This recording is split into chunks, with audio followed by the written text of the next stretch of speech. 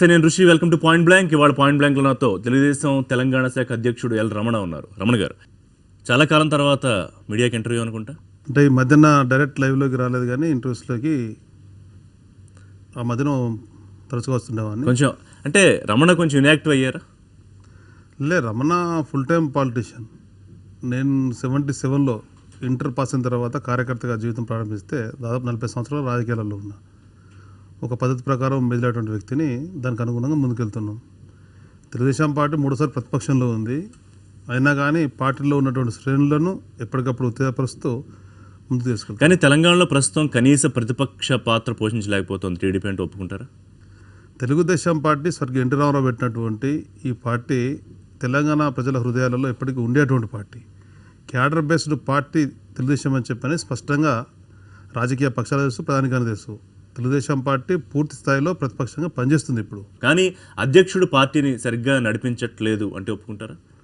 Telugu Desam party Telangana రాష్ట్రం ఇవాళ వివిధ రాజకీయ పక్షాల పనితీరుస్తున్నప్పుడు బేరీజు వేసుకున్నప్పుడు అన్ని రాజకీయ పక్షాలకు మిన్నగా పార్టీ కార్యక్రమాలు కానీ, పార్టీ సంస్థాగత నిర్మాణమే కానీ, సభ్యత్వ నామోదే కానీ ప్రతిదీ కూడా చురుకుగా ఉండేటువంటి ఏకైక పార్టీ తెలుగుదేశం పార్టీ. కానీ పార్టీ అధ్యక్షుడు రమణ, రేవంత్ రెడ్డి అనే డౌట్ ఎందుకు వస్తుంది చాలామందికి? కేసీఆర్ గారు బలహీనపరచాలనేటువంటి కుట్రలో భాగంగా ఉన్నటువంటి శాసనసభ్యులలో 15 మందిలో 12 మంది తన వైపు తిప్పుకోవడం, పార్లమెంట్ సభ్యులను తిప్పుకోవడం. కానీ అధ్యక్షుడిగా మీరు పార్టీని ముందుకు నడిపించడంలో, కేసీఆర్ని ప్రభుత్వాన్ని ఢీకొట్టడంలో ఫెయిల్ అవ్వలేదా?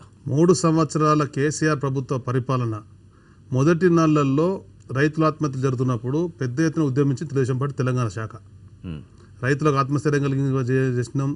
రైతులకు గిట్టుబాటు ధర కానీ, రైతులకు జరిగేటువంటి అన్యాయాల మీద చాటింది తెలుగుదేశం పార్టీ. అప్పటి నుంచి నేటి వరకు కూడా ఈ 33 నెలలలో వివిధ స్థాయిలో వివిధ అంశాలను అటు పార్టీ పరంగా నిర్మాణ కార్యక్రమాన్ని ముందు తీసుకెళ్తూనే ప్రజా సమస్యలను, రైతాంగ సమస్యలను, మధ్యలో జరిగిన కొన్ని పరిణామాలు మీ ఆత్మస్థైర్యాన్ని కానీ, కేడర్ ఆత్మస్థైర్యాన్ని కానీ దెబ్బతీసాయా? అంటే సహజంగా కొన్ని సంఘటనలు దుర్ఘటన జరిగినప్పుడు కొంత ఇబ్బంది పడడం అనేది మానవ సహజం. అయినా దాన్ని అధిగమించే విధంగా శక్తి కూడా పట్టుకోవడం అనేది తెలుగుదేశం పార్టీలో ఉన్నట్టు గొప్పతనం. అగ్రెసివ్గా ముందుకెళ్తున్నాం, ఎక్కడ కూడా వెనుకబడిపోయిన సమస్య లేదు. అత్యంత నమ్మకస్తుడైన రమణ చంద్రబాబు నాయుడుకి కేవలం పేరుకు మాత్రమే అధ్యక్షుడిగా ఉన్నారు, మొత్తం నడిపించేదంతా వర్కింగ్ ప్రెసిడెంట్ రేవంత్ రెడ్డి. ఇది జరుగుతున్న వాదన మీకు తెలియదు కాదు. రెండోది, గ్రేటర్లో టికెట్ల విషయంలో కానీ, ప్రజాపూర్ విషయంలో కానీ మీ ప్రస్థానం, మీ పాత్ర లేకుండానే జరిగింది కాదా? అందులో లోకేష్ గారు పార్టీ ప్రధాన కార్యదర్శిగా తనతో పాటు ఇక్కడ స్టేట్లో ఉండేటువంటి తెలుగుదేశం పార్టీ ముఖ్య నాయకులందరూ ఎప్పటికప్పుడు సంప్రదించుకుంటూ వచ్చినటువంటి సమాచారానికి అనుగుణంగా అందరి సమస్యలు నిర్ణయం జరిగినాయి. అందులో ఏకపక్షంగా కానీ ఒక్క పక్షంగా నిర్ణయం జరిగింది ఏది లేదు. అది జేసీఎంసీ ఎన్నికలు మాకు ఒక బాధాకరమైనటువంటి ఫలితాలు, ఊహించని విధంగా. రేవంత్ రెడ్డి మీరు ఒక ట్రాక్లో ఉన్నారా పార్టీలో? తెలుగుదేశం పార్టీ శాసనసభ పక్షం రెండు కలిపి పనిచేయడం వలన ఈ మధ్యన అనేక సమస్యలను కలిపి చేస్తున్నాం. తెలుగుదేశం పార్టీ ఎక్కడుందని అడుగుతోంది ప్రభుత్వం. అసెంబ్లీ వేదికను చేసుకొని ప్రజాక్షేత్రంలో ముమ్మరంగా వేసేటువంటి కార్యక్రమాలను చూసి ఈరోజు ఎక్కడైనా కానీ, ఎప్పుడైనా కేసీఆర్ గారు కానీ, మంత్రులు కానీ ఒకనాడు ఆ విధంగా మాట్లాడిన వాళ్ళు ఈరోజు తెలుగుదేశం పార్టీ మాట లేకుండా మాట్లాడే పరిస్థితి వచ్చింది. ఏ ఇన్సిడెంట్ ద్వారా వాళ్ళకి భయం కానీ, లేకపోతే మీ కాన్ఫిడెన్స్ కానీ వచ్చింది ఈ మధ్య కాలంలో? తెలుగుదేశం పార్టీ ప్రజల్లోకి వెళ్ళి ప్రజా చైతన్యపరుస్తూ కార్యక్రమాలు తీసుకొని ముందుకెళ్తుంటుంటే ఇటు శాసనపక్ష నేతగా రేవంత్ రెడ్డి గారు, పార్టీ అధ్యక్షునిగా, అదేవిధంగా పార్టీలో ఉండే ముఖ్య నాయకత్వం అంతా కూడా నలువైపులా తిరుగుతుంటుంటే ప్రజలు అనేక సందర్భాల్లో అనేక వేదికలలో పాలు పంచుకొని విజయవంతం చేస్తారు. ఆ పార్టీని బలోపేతం చేసే ఆలోచన కన్నా రమణ తన సొంత కార్యక్రమాలు, పలుకుబడి కోసమే దృష్టి పెడతారనే విమర్శ ఎందుకు వచ్చింది? అటువంటిది ఏ కార్యక్రమం లేదు. పార్టీ నిర్మాణము, పార్టీని ముందు తీసుకెళ్లడమే నా మొట్టమొదటి కర్తవ్యం. అసలు ప్రధాన ప్రతిపక్షం కాంగ్రెస్తో దగ్గరలో కూడా తెలుగుదేశం పోరాడలేకపోతుంది అనేది మీకు కూడా తెలిసిన వాస్తవం. ఏ కాన్ఫిడెన్స్ మిమ్మల్ని నడిపిస్తోంది తెలంగాణలో? తెలుగుదేశం పార్టీ అంటే ప్రజల్లో ఎనలేని అభిమానం ఉంది. స్వర్గీయ ఎన్టీ రామారావు గారన్నా, చంద్రబాబు నాయుడు గారన్నా ఆ విధంగా అభిమానం ఉంది. దానికి మేము ఉన్నటువంటి నాయకులందరూ కూడా నీతిగా, నిజాయితీగా, నిస్వార్థంగా ప్రజా సమస్యల కొరకు ఎప్పటికప్పుడు నిరంతరం పాటుపడేటువంటి వాళ్ళం. ఆ టీం ఉంది కనుకనే, ఆ టీం మీద, నాయకత్వం మీద నమ్మకం ఉంది కనుక మీరే నడిపించుకోగలిగితే, నేను రాలేను అని చెప్పిన మీ అధినేతను, జాతీయ అధ్యక్షుడు ఎందుకు ఇక్కడికి వచ్చి ఆయన ఇంకా నడిపించాలనో లేకపోతే ఆయన గైడ్ చేయాలనో కోరారు? తను ఎప్పుడు ఆ మాట అనలేదు. కానీ మీకు మీరుగా మన జరిగిన మీ సమావేశంలోనే నేను ఇక్కడ రాలేను, మీరే నడిపించుకోవాలని చెప్పిన మాట వాస్తవం కదా? రాలేను అని చెప్పని ఏ రాజకీయ పార్టీ అధినేత ఎప్పుడు ఎవరితో అన్నాడు? చంద్రబాబు నాయుడు గారు తెలుగుదేశం పార్టీ 3వసారి ప్రతిపక్షం ఉన్న సమయంలో తెలంగాణ ప్రాంతంలో నలువైపులా కూడా కార్యకర్తల మహాసభకు విచ్చేసి పెద్ద ఎత్తున కాన్ఫిడెన్స్ నింపినటువంటి వ్యక్తి. కార్యకర్తలకు నేరుగా ఈ దేశంలో నాయకుడైనా కలిసి గుర్తించి మాట్లాడతాడంటే కేవలం చంద్రబాబు నాయుడు గారే. చంద్రబాబు నాయుడు గారి మీద ఉన్నటువంటి అభిమానం, నమ్మకం, తెలుగుదేశం పార్టీ మీద ఉన్నటువంటి విశ్వాసంతో ఈ రోజు తెలంగాణ ఉండే ప్రజలు మా ఇంటున్నారు. దానికి అనుగుణంగా ముందుకు కనీసం పార్టీ జాతీయ ప్రధాన కార్యదర్శి లోకేష్ అన్న తెలంగాణ శాఖ కేటాయించమని అడిగితే దానికి కూడా నో చెప్పారు అధ్యక్షుడు. వాస్తవమే కదా? ఈ రోజు ఉన్నటువంటి పరిస్థితులలో ఏ జాతీయ పార్టీ అయినా కానీ రాష్ట్రాలకు కేంద్రం నుంచి వెళ్ళి ఎవరో ఒకరిని నియమించడం, వారి సూచన సలహాలతో నడవడమే సహజం. మాకు కూడా అదే విధంగా జాతీయ అధ్యక్షులు గారు కానీ, జాతీయ ప్రధాన కార్యదర్శి గారు కానీ, లేదా కేంద్ర మంత్రులను మాకు అవకాశం కల్పించండి అని చెప్పారంటే, ఈ మధ్యనే సురేష్ చౌదరి గారికి తెలంగాణకు సంబంధించినటువంటి కేంద్ర రాష్ట్ర వ్యవహారాలలో మీరు ముందుండి పనిచేయించండి, వాళ్ళతో సహకరించండి చెప్పని వారికి ఆదేశం ఇవ్వడం జరిగింది. దానికి అనుగుణంగా ఈ మధ్యన మేము ఢిల్లీ వెళ్ళి 6 కేంద్ర మంత్రులను కలిస్తే కేంద్ర మంత్రి వాళ్ళు సురేష్ చౌదరి గారు, మా పార్లమెంట్ సభ్యులు గరికపాటి మోహన్ రావు గారు సమన్వయపరిచి 6 మంత్రులను స్వయం కలిసినటువంటి పరిస్థితి. సో 2019 ఎన్నికలకి ఇప్పటి నుంచే మీరు వ్యూహం సిద్ధం చేసుకుంటున్నారు మీరు చెప్తున్న మాటలను బట్టి. తెలుగుదేశం పార్టీ ఎప్పుడు ఎన్నికల కొరకే పనిచేసినటువంటి పార్టీ కాదు. తెలుగుదేశం పార్టీ అధికారంలో ఉన్న, ప్రతిపక్షంలో ఉన్న, ప్రజల పక్షంలో ఉన్నటువంటి పార్టీ. తెలుగుదేశం పార్టీ ఒక ఎన్నికల ఆలోచన చేస్తూనే పార్టీని సంస్థాగతంగా బలోపేతం చేయాలి, ప్రజా సమస్యలను ఎలుగెత్తాలి. బట్ నా క్వశ్చన్ ఏంటంటే అసలు 2019 వరకు రమణ తెలుగుదేశంలో ఉంటారా? తెలుగుదేశం పార్టీ రమణకు ఓ ప్రాణవాయువు లాంటిది. తెలుగుదేశం పార్టీ లేడు, రమలేడు అనే అంశం ఎప్పటికీ రాదు. టీఆర్ఎస్ లోకి రమణ్ని తీసుకెళ్లాలనే ప్రయత్నాలు ఈ మధ్య జోరందుకున్న మాట వాస్తవం కదా? తాజాగా మీరు ఎర్రబెల్లితో భేటీ అయింది కూడా దానికోసం కదా? తెలుగుదేశం పార్టీలో ఉన్నటువంటి నాయకత్వం అందరూ కూడా ఏదో రూపంలో టీఆర్ఎస్ పార్టీ ఆఫర్ ఇచ్చినటువంటి విషయాలు వాస్తవం. కానీ నాకు కేసీఆర్ గారు తనయుడు కేటీఆర్ గారితో సహా, హరీష్ రావు గారితో సహా వివిధ నాయకుల సందర్భాల్లో మాట్లాడితే 1-2 పదాల కన్నా ఇంకొక పదాన్ని పెంచలే. ఎప్పుడు కూడా అంశాన్ని పొడిగించలే. నేను తెలుగుదేశం పార్టీ వల్ల ఈ స్థాయికి వచ్చిన, తెలుగుదేశం పార్టీ చేసేటువంటి కార్యక్రమాలు నాకు ఇష్టమైనటువంటివి. మారిపోయిన పరిస్థితుల్లో, మీకు నమ్మకం కోల్పోయిన పరిస్థితుల్లో టీఆర్ఎస్ నుంచి మీకు రాజ్యసభ ఆఫర్ రావడంతో మీరు వెళ్ళడానికి సిద్ధంగా ఉన్నారు. ఇది నాకున్న సోర్స్. తెలుగుదేశం పార్టీని వీడడం అనేది అది రమణ ప్రాణం పోయినాడు తప్ప అటు వరకు వీడే సమస్య ఉండనే ఉండదు. చాలా పెద్ద స్టేట్మెంట్ ఇది. పార్టీ అనేది నాకు రాజకీయంగా జన్మించినటువంటి దానికి అనుగుణంగా ముందుకెళ్తున్నాము. రాజ్యసభ కోసమో, ఎమ్మెల్సీ కోసమో, ఎమ్మెల్యేలకు, మంత్రుల కోసమో పోయే సమస్య లేనే లేదు. ఎర్రబెల్లితో తాజా పెట్టి దేని గురించి? వారి తల్లిగారు చనిపోయిన కనుక దానికి సంబంధించినటువంటి వారిని భోజనం కావడం జరిగింది. వారితో పాటు దాదాపు 50 మంది వచ్చారు, మా ఫ్రెండ్స్, వారి ఫ్రెండ్స్ అంతా కలిసి. అలా ఒక్కరితో ఇప్పుడు కూడా మాట్లాడలేదు. ఆయననే కాదు, ఏ ఒక్కరితో కూడా నేను 1 నిమిషం ఎక్కువ మాట్లాడలేదు. ఎప్పుడు కూడా అవకాశం వాళ్ళకి ఇవ్వలే. ఇంత పెద్ద సైన్యం ఉన్న ఒక తెలుగుదేశం పార్టీ ఇవాళ ఈ పరిస్థితుల్లో తన ఉనికి చాటుకోవడానికి ఇబ్బంది పడుతున్న పరిస్థితికి కారణం ఎవరు? పార్టీ అధ్యక్షుడిగా మీరా, వర్కింగ్ ప్రెసిడెంట్గా రేవంత్ రెడ్డా, లేకపోతే సీనియర్లకు రేవంత్ రెడ్డికి ఉన్న విభేదాలు? ఏం కారణం చెప్తారు? తెలుగుదేశం పార్టీ పరిపాలన చూసి తెలుగుదేశం పార్టీ నాయకత్వం పటిష్టంగా ఉంది. తెలుగుదేశం పార్టీని మనం దెబ్బతీయకపోతే తెలంగాణలో మనుగడ ఉండని చెప్పని కాంగ్రెసే కానీ ఇతర రాజకీయ పక్షాలు భావించి తెలుగుదేశం పార్టీని బలహీనపరిచిన కుట్రలో ఇబ్బంది పడ్డ విషయం వాస్తవమే. కానీ దాన్ని పుంజుకునే విధంగా మేము కష్టపడుతున్నాం, దానికి అనుగుణంగా ముందుకెళ్తున్నాం. తప్పకుండా ధైర్యంగా, సాహసంగా ఈ జెండా ఎగురవేస్తాం. కానీ క్యాడర్ కూడా నమ్మకం కోల్పోతున్నారు కాదంటారా? ఎందుకంటే గతంలో 15-16 లక్షలకు వెళ్ళిన మీ సభ్యత్వం వాళ్ళు 7-8 లక్షలు కూడా దాటకపోవడానికి కారణం ఏంటి? 2014-2016 7 lakhs ఉండే, కానీ దాదాపు 14 లక్షలు 15 లక్షలు దాటిన సభ్యత్వం నేడు 7 లక్షలకు పడిపోయింది అనే ఒక విశ్లేషణ వాదన కూడా ఉంది. అది తప్పుడు సమాచారం. అది వాస్తవంగా 7 lakhs గతంలో ఉండే, ఇప్పుడు 8 lakhs వచ్చింది. అధ్యక్షుడిగా మీరు ఊగిసలాట్లో ఉన్నారనే ఒక వార్తలు ఒకవైపు వస్తున్నాయి. రేవంత్ రెడ్డి కేవలం తన కార్యక్రమాలు తన పార్టీ లైన్తో సంబంధం లేకుండా చేసుకుంటున్నారు నాకు వాదన వస్తుంది. ఈ మొత్తం వ్యవహారంలో క్యాడర్ కన్ఫ్యూజన్ గురి కాకుండా ఎందుకుంటారు? క్షుణ్ణంగా చర్చించిన నిర్ణయంలో భాగమే అమలు చేస్తున్నాం. అది ప్రజాపోరైనా, రైతు పోరైనా, విద్యార్థుల ఫీజు రియంబర్స్మెంట్ అయినా, పార్టీ సంస్థాగత నిర్మాణమైనా కానీ మా అధ్యక్షుల వారికి ఎప్పటికప్పుడు సమాచారం ఇస్తూ ఆయన సూచన సలహాలు తీసుకుంటూ పార్టీని మరింత బలోపేతం చేయడం కొరకే. అసలు అధ్యక్షుడు తెలంగాణ తెలుగుదేశం మీద దృష్టి పెడుతున్నారా? అసలు ఆయన పట్టించుకుంటున్నారా పార్టీని? ఇక్కడ తెలుగుదేశం పార్టీకి పొలిట్ బ్యూరో ఉంది, తెలుగుదేశం పార్టీ సభ్యత్వం ఉంది, దానికి కార్యకర్తల సంక్షేమ నిధి ఉంది, కార్యకర్తలకు కాన్ఫిడెన్స్గా లోకేష్ గారు బాధ్యత వహిస్తున్నారు. అవన్నీ సగం జరుగుతున్నాయి. జిహెచ్ఎంసీ ఎన్నికలలో కూడా మేము పూర్తి స్థాయిలో పనిచేసినాం. గోడ దూకడంలో కొంతమంది ఎమ్మెల్యేల విషయంలో మీరు కూడా ముఖ్య పాత్ర పోషించారనే విమర్శలు కూడా ఉన్నాయి. తెలుగుదేశం పార్టీలో ఉండేటువంటి కార్యకర్త వరకు ఈ పార్టీని పట్టుకుండా అని చెప్పనేటువంటి ఏకైక వ్యక్తిగా పార్టీలో మొదటి నుంచి మాట్లాడుతున్నటువంటి వాడిని. ఎవరిని కూడా విడిపోతున్నా పైకి ఏమన్నా చెప్పొచ్చు, కానీ అంతర్గతంగా చాలా జరుగుతాయిగా మీకు తెలియదు కాదు. అంతర్గతంగా చేసేటువంటి నేచరు నాకు లేదు. ఏదన్నా అని అవుట్ స్పోకెన్ అని చెప్పనేటువంటి మనసుతో ఉన్నటువంటి వాడిని, తెలుగుదేశం పార్టీలో ఉండే ప్రతి ఒక్కరు కూడా ఉండాలని కోరుకునేటువంటి వాడిని, వాళ్ళు ఉండాలని చెప్పనే విధంగా అన్ని విధంగా చిరంజీవి చెప్పారు. ఇన్నేళ్ళ మీ రాజకీయ జీవితంలో సక్సెస్ ఫెయిల్యూరా రమణ? రాజకీయ నేపథ్యం లేని సాధారణ కుటుంబంలో సాధారణ వ్యక్తి వచ్చినటువంటి రమణ జగిత్యాల నుంచి ఢిల్లీ వాళ్ళకి రాగలిగిండు. అది మామూలు విషయం కాదు. ఎమ్మెల్యేగా, మంత్రిగా, పార్లమెంట్ సభ్యునిగా, ఈరోజు రాష్ట్ర పార్టీకి అధ్యక్షునిగా, అంటే నా రాజకీయ జీవితం పరిపూర్ణత అని చెప్పి నేను భావిస్తున్నా. పూర్తి స్థాయిలో విజయం సాధించడం వల్లనే ఈ స్థాయికి వచ్చినట్టుగా నేను భావిస్తున్నా. చిన్న బ్రేక్ తీసుకుందాం. పాయింట్ బ్లాంక్లో బ్రేక్ తర్వాత పాయింట్ బ్లాంక్ కొనసాగుతుంది.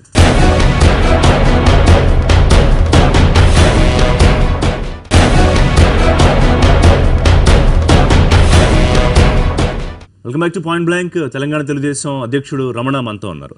రమణ గారు, లోకేష్ ఆదేశాలు పాటించలేక రమణ పార్టీ కార్యక్రమాలు కొంతకాలం దూరంగా ఉన్నారు, కరెక్టేనా? ఎప్పుడు కూడా లోకేష్ గారు ప్రత్యక్షంగా మాకు ఆదేశాలు అంటూ నడపలేదు. ఆయనే కార్యకర్తల సంక్షేమం అనేది చూస్తూ మాతో కలిసి పెంచినటువంటి తెలంగాణ శాఖ కొన్నాళ్ళు చూశారు కదా, ప్రతి శనివారం వారు ఇక్కడికి రావడం, మీటింగ్లు జరగడం 2-3 వేల జరిగాయి. జిహెచ్ఎంసీ ఎన్నికల సమయంలో తరచుగా కలుసుకున్నటువంటి వాస్తవం. తర్వాత అమరావతి రాజధానిగా పూర్తి స్థాయిలో వెళ్ళిపోవడం వల్ల, గుంటూరులోనే పార్టీ కార్యక్రమాలు పెద్ద ఎత్తున చేయడం వల్ల కొంత గ్యాప్ వచ్చింది.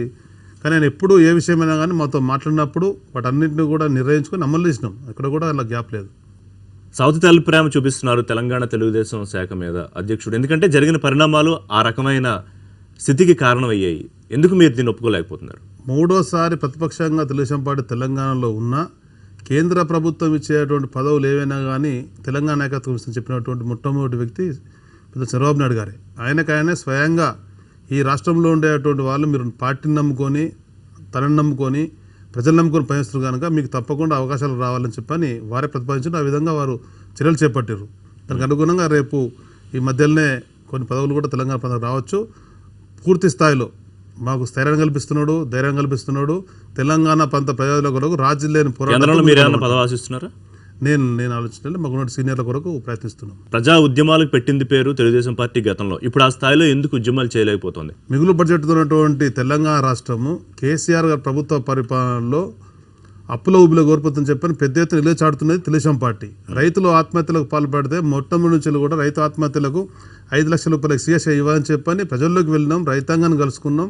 ప్రభుత్వం ఒత్తిడి చేస్తే ఈ ప్రభుత్వం 5 lakhs రూపీస్కు జీవో ఇస్తూ 1,50,000 పాత ఇస్తా చెప్పడం తెలుగుదేశం పార్టీ ప్రధాన పాత్ర ఉంది. భూములకు సంబంధించినటువంటి కేంద్ర ప్రభుత్వ చట్టాన్ని ఈ ప్రభుత్వం తుంగలో దొక్కి తన ఇష్టానుసారంగా పరిపాలిస్తుంటుంటే తెలుగుదేశం పార్టీ రాష్ట్ర రైతాంగాన్ని చైతన్యపరుస్తూ ఎక్కడికక్కడ ఉద్యమాలు చేస్తూ అసెంబ్లీ వేదికేస్తున్న కూడా పార్టీ నిర్మాతమైన కేవలం మల్లన్న సాగర్ ఒక ఇష్యూలోనే తెలుగుదేశం పార్టీ ఎంతో కొంత చేయగలదు. అసలు పార్టీ మొత్తం చేసిందా, కేవలం రేవంత్ రెడ్డి మాత్రమే చేశారా? వాస్తవంగా మల్లన్న సాగర్ తెలుగుదేశం పార్టీ రాష్ట్ర నాయకత్వం నిర్ణయించుకున్నది. కానీ తను రేవంత్ రెడ్డి గారు ముందుకెళ్ళిపోవడం వల్ల అందరం కూడా దాన్ని మల్లన్న సాగర్ సంబంధించిన కార్యక్రమంలో మొదటి నుంచి ఇదే సమస్య రమణ గారు. అంటే ఆయన ఒక్కడు ఆలోచన ధోరణితో ముందుకెళ్ళడం వల్ల, సీనియర్లని కన్సిడర్ చేయకపోవడం వల్లే పార్టీ వాళ్ళ పరిస్థితికి వచ్చిందా? లేలే, ఒక్క మల్లన్న సాగర్ సంబంధించిన అంశంలో అది పార్టీలు ఉండే అక్కడ స్థానిక నాయకత్వం పనిచేసినా కానీ ఏదో కొంత కమ్యూనికేషన్ గ్యాప్ వచ్చింది. ఆ కమ్యూనికేషన్ గ్యాప్ వచ్చిన దాన్ని తిరిగి మళ్ళీ సరి చేసుకొని అందరూ కలిసి కట్టుకుపోతున్నాం. ఏ కాన్ఫిడెన్స్తో మీరు మళ్ళీ 2019 ఎన్నికలకు సిద్ధమవుతున్నామని చెప్తున్నారు? కనుక తెలంగాణ ప్రయోజనాలు ముఖ్యమని చెప్పని ప్రజలను కలుపుకుపోయేటువంటి శక్తి నాయకత్వం తెలుగుదేశం పార్టీకి ఉంది కనుకనే ఆ నైరంతరం ముందుకెళ్తున్నాం. కేంద్ర ప్రభుత్వంలో భాగస్వామిగా ఉంది కేంద్రం, లేకపోతే పెద్దలు ఎవరు వచ్చినా, లేకపోతే ప్రధానమంత్రి ఇక్కడ పొగుడుతూ ఉంటారు రాష్ట్ర ప్రభుత్వం చేసే కార్యక్రమాలు, మీరేమో విమర్శిస్తూ ఉంటారు. ఎట్లా కుదురుతుంది ఆ పొంతన?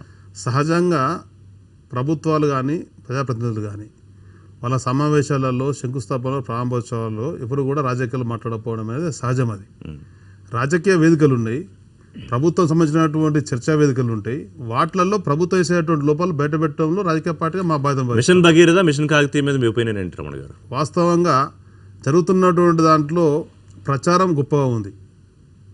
పెడుతున్నటువంటి పైసల ఖర్చు కూడా వాళ్ళకు అనుకూలంగా ఉండేటువంటి వాటికి, వాళ్ళకు లోపాయికారు ఉపయోగపడబడుతుందని చెప్పనేది జగన్ సత్యం. అది కేంద్రంలో ఉన్న మీ ప్రభుత్వం ఈ 2 కార్యక్రమాలని ఒక మోడల్ ప్రోగ్రామ్స్గా తీసుకోవాలని ఇతర రాష్ట్రాలకు సూచించిన మాట వాస్తవమే కదా? కేసీఆర్ గారు మొదటి నుంచి ఉద్యమ సమయంలో కానీ, ఎన్నికల సమయంలో కానీ, నేడు కానీ ఆయన చేసేదానికన్నా ప్రచారం అనేది గొప్పగా ఉంటుంది. మాటల కూర్పు తీరు బాగుంటుంది. దాన్ని అట్రాక్ట్ చేసేటువంటి దానికి అనుగుణంగా చూపెట్టిన దాన్ని స్పందించి అక్కడక్కడ మాట్లాడిన దాన్ని మేము విశదీకరించినాం. కేంద్రంలో ఉండేటువంటి మంత్రులు కానీ అందరూ కూడా దాన్ని అర్థం చేసుకొని కనుకనే ఇవాళ వాస్తవాలన్నిటి కూడా అంతా మాట్లాడుతున్నారు. ఆధారాలు ఉన్నాయి, అవినీతికి అని చెప్తారు కానీ వాటిని ఎప్పుడు బయట పెట్టరు. ఎందుకని? వాస్తవాలను విశదీకరించి చెప్పడం అనేది అది సహజం. దాన్ని ప్రభుత్వం అధిగమించు దబాయించడం అనేది చూస్తూనే ఉన్నాం.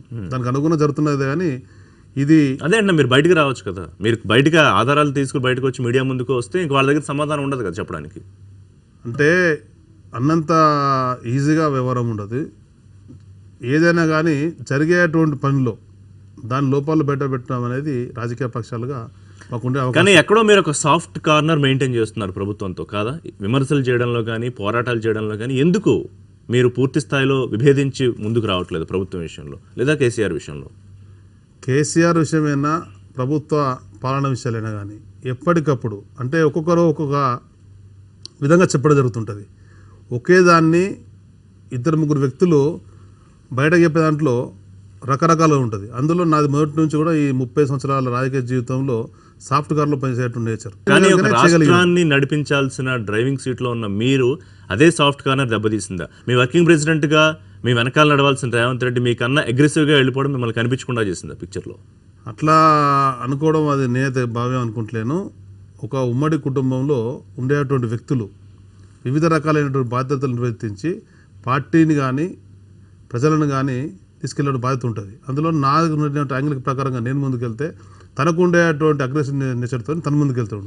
అల్టిమేట్గా ఎక్కడికి వెళ్ళి పార్టీని బతికించాలా, పార్టీని ముందు తీసుకెళ్లాలా, పార్టీ 2019 అధికారం అవడం కొరకు అందరం కలిసికట్టుగా ఉండాలి. బతికించాలంటే పార్టీ ప్రస్తుతానికి అచేతనావస్థలోనో లేకపోతే వెంటిలేటర్ మీద ఉందన్న విషయం ఒప్పుకుంటున్నారు మీరు?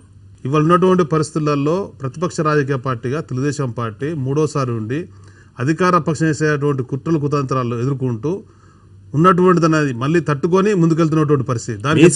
మీ స్వయంకృత అపరాధాలు మీరు చేసుకుని ఎందుకు అధికార పార్టీ మీద నెపం నెడుతున్నారు? మూడోసారి ఉన్నటువంటి ఓడిపోవడం మీ తప్పు కాదు, ఆ తర్వాత జరిగిన పరిణామాలు కదా, స్వయంకృత అపరాధం కాదా అవంతా?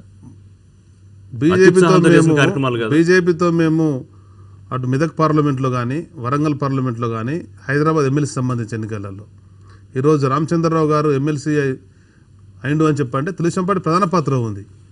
అలా మేము ఎక్కడ అవకాశం వచ్చినా కానీ ఫలితాలు రావడం కొరకే ప్రయత్నిస్తున్నాం. కానీ అది మీ పార్టీకి ఎంతవరకు ఉపయోగపడింది, మీ పార్టీకి ఎంతవరకు గెయిన్ అయింది, అది కదా పాయింట్. మా పార్టీ నిర్మాణాత్మకంగా పటిష్టంగా ఉంది అంటే మేము చేస్తున్నటువంటి కార్యక్రమాలు, మా ఉద్యమాలు, మా పోరాటాలు మేము ఈ ప్రభుత్వం వేసేటువంటి విషయంగానే నుంచి భావిస్తాం. చిన్న బ్రేక్ తీసుకుందాం. పాయింట్ బ్లాంక్లో బ్రేక్ తర్వాత పాయింట్ బ్లాంక్ కొనసాగుతుంది.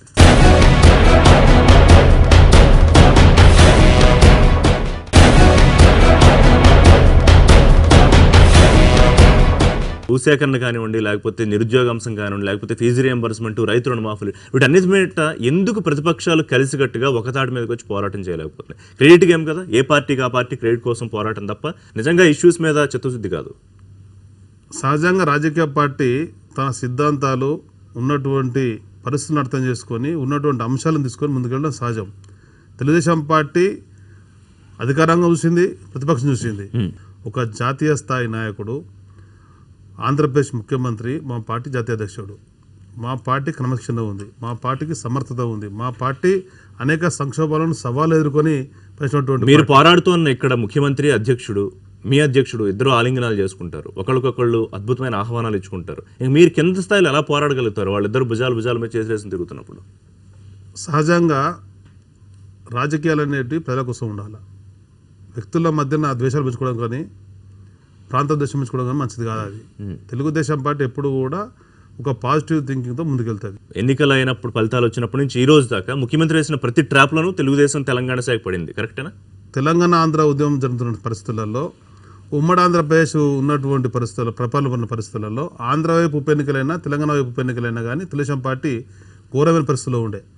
కానీ విభజన తర్వాత ఆంధ్రప్రదేశ్లో తెలుగుదేశం పార్టీ నాయకత్వం ఉన్నటువంటి నమ్మకంతో పరిపాలన పగలు ఇవ్వడం జరిగింది. ఇవాళ అక్కడ పరిపాలన పగలు చేపట్టిన తర్వాత లోడ్ బడ్జెట్ ఉన్నటువంటి ఆ రాష్ట్రంలో సంక్షేమ కార్యక్రమాలు కానీ అభివృద్ధి కార్యక్రమాలు కానీ అడ్మినిస్ట్రేట్ చేస్తున్నటువంటి పార్టీగా ఇవాళ పేరున్నటువంటి పరిస్థితులలో దాంతో ముందుకెళ్తామని ధైర్యం. ప్రభుత్వ వ్యతిరేక విధానాలపై పోరాటంలో జేఏసీ నేత కోదండరామ్తో కలిసి పోరాడతామని రేవంత్ స్టేట్మెంట్ ఇచ్చారు. కానీ నిరుద్యోగ ర్యాలీలో ఎందుకు తెలుగుదేశం పార్టీ అక్కడ కనపడలేదు? క్షేత్రస్థాయిలో ఉండేటువంటి అంశాలు, విధానపరమైన నిర్ణయాలు వేరుగా ఉంటాయి. ఒక రాజకీయ పార్టీ కలిసి వచ్చేటువంటి వ్యక్తులతో కానీ కలిసి వచ్చేటువంటి పార్టీలతో కానీ భావస్వరూపినటువంటి దాంట్లో ముందుకెళ్ళడం సహజం. తెలుగుదేశం పార్టీ గతంలో 83 నుండి ఎన్నికలలో కానీ ఉద్యమ సమయాలలో కానీ ఈ ప్రజా సమస్యల మీద కానీ కలిసి వచ్చే పార్టీతో కలిసి ముందుకెళ్ళినాం. ఆ విధంగా ఒక రాజకీయ వేదికతో కోదండరామ్ కనుక ముందుకు వస్తే రేపు తెలుగుదేశం పార్టీ స్పందన ఏమిటి? ఆయన కనుక పోటీ చేస్తే అది ఎవరికి అనుకూలం అనుకుంటున్నారు, ఎవరికి వ్యతిరేకం అనుకుంటున్నారు? కోదండరామ్ గారే కానీ ఇతర ప్రజా సంఘాలే కానీ ఎవరు రాజకీయ పార్టీ పెట్టాలనుకున్నా అది అందరూ కూడా సాధించే అవసరం ఉంది. కలిసి పనిచేసే అవకాశం ఏమైనా ఉంటుందా? తెలుగుదేశం పార్టీ మొదటి నుంచి వెళ్ళి భావస్వరూపత ఉండి కలిసి వచ్చేటువంటి వ్యక్తులే కానీ పార్టీలతో కలిసి వెళ్ళేటువంటిది గతంలో చూసినాం. కలిసి వెళ్ళారు, తర్వాత దెబ్బలు పడుతున్నారు. అది సహజం. ఎన్నికలకు వెళ్ళినప్పుడు అనుకూలమైన తీర్పు రావచ్చు, ఇతర తీర్పులు రావచ్చు. వచ్చినటువంటి తీర్పులను బేరీజ్ వేసుకొని వాటిని సమీక్షించుకొని అధిగమించే విధంగా ముందుకెళ్ళడం అనేది చూస్తూనే ఉన్నాం. తెలుగుదేశం పార్టీ గతంలో బీజేపీతో కలిసి ఉన్నాం, బీజేపీతో విడిపోయినాం, మహాకూటమికి ఏర్పడినాం, ఒకసారి టీఆర్ఎస్తో కలిసి ఉన్నాం. ఆ విధమైనటువంటి చూసినాం కనుక ఫలితాలు వచ్చినాయి. ఫలితాలు కొంతసార్లు ఇబ్బంది పడ్డాం. బట్ అన్నిటి కూడా బేరీజ్ ఇప్పుడు కేసీఆర్ ని కానీ టీఆర్ఎస్ కానీ ఢీకొట్టడానికి మీ దగ్గర ఉన్న వ్యూహాలు ఏంటి రమణ గారు? ఇవాళ ఎన్నికల్లో పోటీ చేసే ఆత్మస్థైర్యాన్ని, మానసిక ధైర్యాన్ని కూడా కోల్పోయింది కదా పార్టీ. ఏ ఎన్నికలు వచ్చినా కానీ తెలుగుదేశం పార్టీ ముందుకెళ్తుంది. ఇంతకుముందు మాకు ఉన్నటువంటి బీజేపీ అలయన్స్తోని ఆ విధంగా ముందుకెళ్ళినాం. రేపు జరగబోయేటువంటి ఉప ఎన్నికలలో కానీ ఇతర ఎన్నికలలో అందుకే పార్టీ విలీనం అయిపోయినట్ట లేదా? శాసనసభ పక్షం విలీనం అయిందా లేదా? మేము కోర్టుకు వెళ్ళినాం, కోర్టు నోటీస్ ఇచ్చింది, దాని ప్రకారంగా వెళ్తుంది. ఎట్టి పార్టీ పరిస్థితుల్లో విలీనానికి సంబంధించి కూడా ఈ మధ్య కొన్ని మీడియాల్లో వార్తలు వచ్చాయి. ఎట్టి పరిస్థితులలో విలీనం అనే సమస్య లేదు. తెలుగుదేశం పార్టీ కేవలం ప్రేక్షక పాత్రనా, లేకపోతే పెంచుకునే అవకాశం? తెలుగుదేశం పార్టీ బలోపేతమే ఉన్నటువంటి పార్టీ. తెలుగుదేశం పార్టీ ప్రజలలో ఉంది, ప్రజాక్షేత్రంలో ఉండేటువంటి పార్టీగా 10 కాళ్ళ పాటు ఉండేది మాదే. సో త్వరలో పార్టీ విలీనం అనే మాట కూడా అవాస్తవం. రెండోది రమణ కూడా టీఆర్ఎస్లోకి వెళ్తారనేది అవాస్తవం. తెలుగుదేశం పార్టీ ఎప్పటికీ ఏ పార్టీలో విలీనమయ్యే సమస్య రాదు, ఉత్పన్నంగానే కాదు. అది తెలుగుదేశం పార్టీలో రమణ అనేది శాశ్వతంగా ఉంటాడు. తెలుగుదేశం పార్టీ జెండా ఎగరేయడం రమణ లక్ష్యంతో ముందుకెళ్తాడు. కేవలం మీ విధేయత కోసమే మీకు అధినేత పదవి కట్టిపెట్టారు, కానీ చాలా మంది మీ పక్కనే గుసగుసలాడుకున్న పరిస్థితి మీకు కూడా తెలిసే ఉంటుంది అధ్యక్ష పీఠం మీద మీరు కూర్చోకుండానే. రమణ అనేటువంటి సాధారణ వ్యక్తి శాసనసభ్యునిగా, మంత్రిగా, ఎంపీగా ఈరోజు పార్టీ దశలో కూడా పనిచేసినటువంటి అనుభవం ఉంది. పార్టీని 10 కాళ్ళ పాటు ఉండాలనుకునేటువంటి వ్యక్తిని, పార్టీని పటిష్టంగా ముందుకు తీసుకెళ్ళే ఆలోచన ఉంది. దూకుడుగా ముందుకెళ్లే విధంగా కూడా పార్టీలో ఉండే నాయకత్వాన్ని కలుపుకొని తీసుకెళ్తున్నాము. 2019లో తెలుగుదేశం పార్టీ తెలంగాణలో తిరుగులేని శక్తిగా తయారు చేయడమే మా బాధ్యత. రాజ్యసభ కాకుండా మంత్రి ఆఫర్ వస్తే టీఆర్ఎస్ నుంచి ఏ ఆఫర్ అనేది కూడా ఏనాడు కూడా ఒక క్షణం కూడా నేను ఆలోచన చేయలేదు, ఆలోచన చేయకూడా. అటువంటి నేచర్ లేదు. థ్యాంక్ యూ రమణ గారు. చూద్దాం మళ్ళీ ఇంటర్వ్యూలో మీరు తెలుగుదేశం పార్టీలోనే ఉంటారా లేదా అనేది చూద్దాం. Thank you very much point blank వచ్చినందుకు. ఇదే ఎల్ రమణతో పాయింట్ బ్లాంక్. వచ్చే వారం పాయింట్ బ్లాంక్లో మళ్ళీ కలుద్దాం. Keep watching NTV.